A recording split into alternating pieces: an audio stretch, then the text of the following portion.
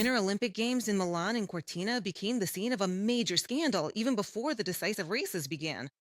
Why was the International Olympic Committee accused of double standards? How did the world react to the suspension of Ukrainian skeleton athlete Heraskevych from the competition?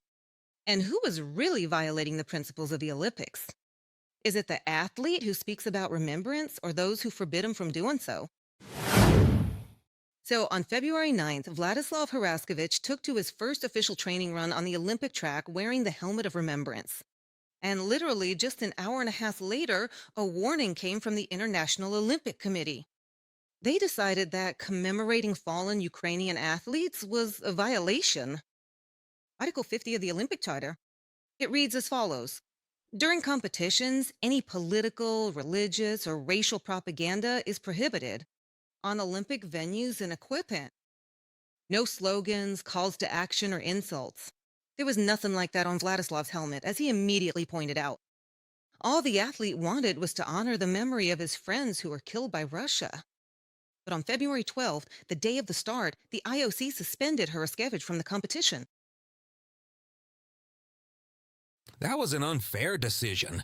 When we read Article 50, which they referred to, there is nothing in it that relates to Heraskevych's position, because Article 50 is about political agitation.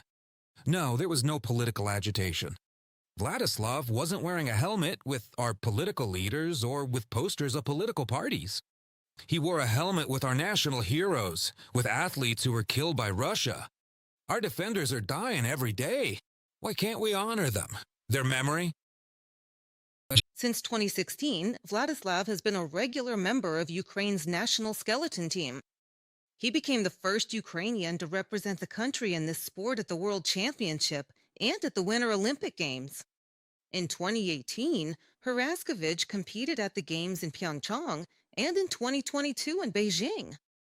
At the Olympics in Italy, Vladislav had every chance to win a medal.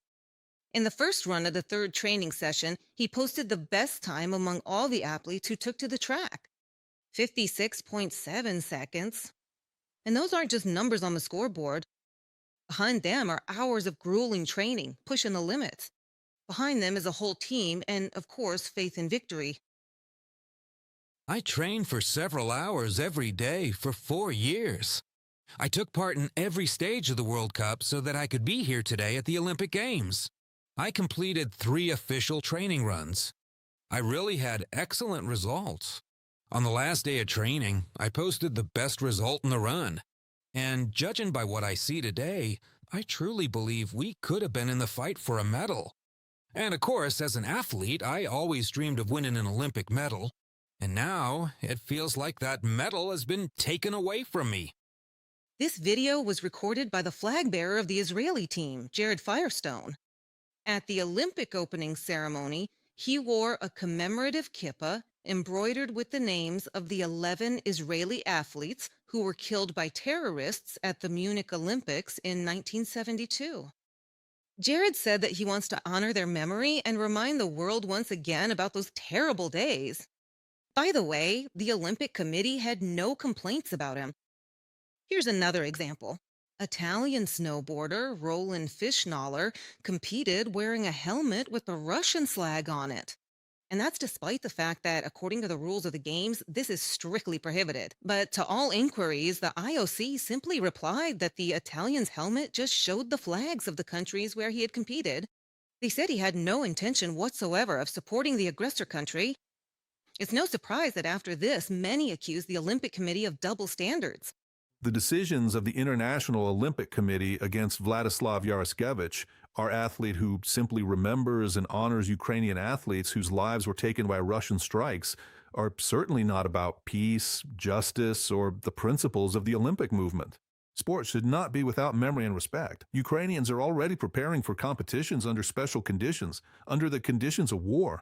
And it's not politics to talk about what's really happening. Politics is when Russians hide under other flags and still make it to the competitions. Politics is when the Russian flag still appears at the Olympics. Politics is when the International Olympic Committee is afraid of the truth and therefore provokes chaos itself. At these competitions, the International Olympic Committee allowed 13 athletes from Russia to compete under a white flag in neutral status. According to the rules, athletes were denied entry if they publicly supported the war against Ukraine or participated in pro-Kremlin events. However, some of those who received the coveted ticket to the Olympics trained on territory occupied by Russia and Ukraine, or were members of the CSKA club, which is part of the Russian armed forces. But as we can see, such details did not bother the IOC. Engaging in flirtatious behavior with representatives of the aggressor country who are present at these Olympic Games is a deeply and inherently political act. And these attempts to maneuver and, somehow find ways to appease the Russian Federation, now they've even added the possibility to compete in specific and various age related categories, for example.